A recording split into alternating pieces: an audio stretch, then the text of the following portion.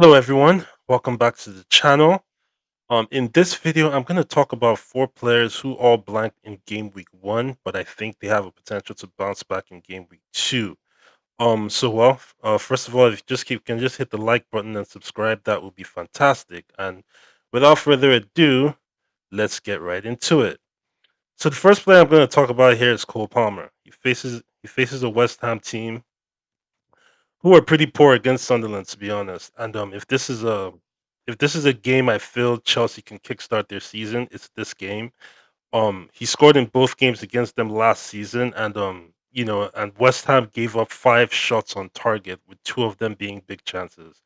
And if Chelsea are gonna bounce back, you'd expect him to be at the center of it, because pretty much everything in Chelsea's attack goes through him. So that's simply why I would go for Cole Palmer. He's not one I would sell this week. I currently have him in my team, and I have no intentions on selling him this week. So that's my first player. The next player I'm going to go to is another pretty obvious one. That would be Ollie Watkins. He faces a very, very poor Brentford team who have pretty much lost all their key players. They even lost their manager. They lost their Burmo. They lost Norgard. They're about to lose Wisa. They just looked all over the place against in their last game. Brentford looked all over the place against Nottingham Forest. They gave up 4 big chances, which was the most of any team in the game week 1, and 5 of them were shots on target. Um, and to be fair with on Ollie Watkins, Newcastle is always a pretty tough opponent when we're talking about you know at going to Newcastle to like try and beat them. They're one of the toughest teams in the league to play against. They make it very hard, very physical, and it's no surprise that in the game week they gave up the least shots with only 3. And finally, I think Ollie Watkins does have a great record against Brentford, 6 goals and 2 assists. I don't think I need to say more. There's a potential. He's even a potential captaincy option if you want to go there. So that's it with Ollie Watkins. I think he's another one that looks like he can haul in game week 2. Now, my next one is a pretty probably going to be the most controversial and very unpopular pick, but it'll be Martin Odegaard with from Arsenal. He faces Leeds. To be fair, Leeds looked decent against Everton today, but and Arsenal didn't look their best against Manchester United. But however, in my opinion, I thought Odegaard was Arsenal's best attacker. He played in some balls that at times for Saka to Gyökeres, but they didn't really make much of it.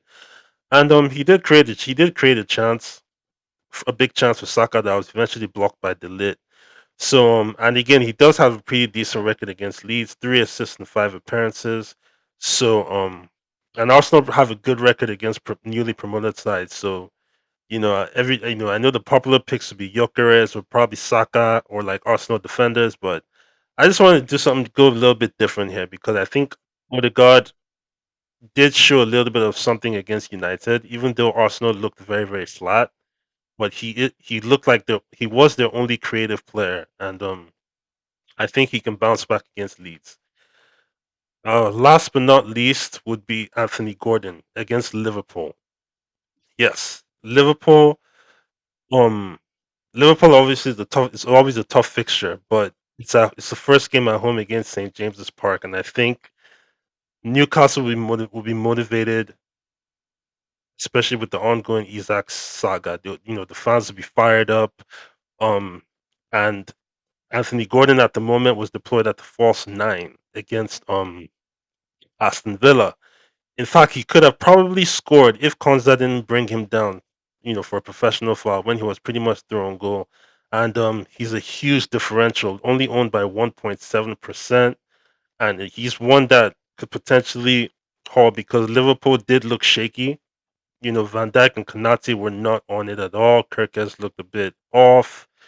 Frimpong was probably the defender that looked the best, but even him, I didn't think Liverpool's defense really looked good at all. So that's why Anthony Gordon might be one that you might want to consider. He's 7.5, low owned, good, and he's playing as a false 9 at the moment.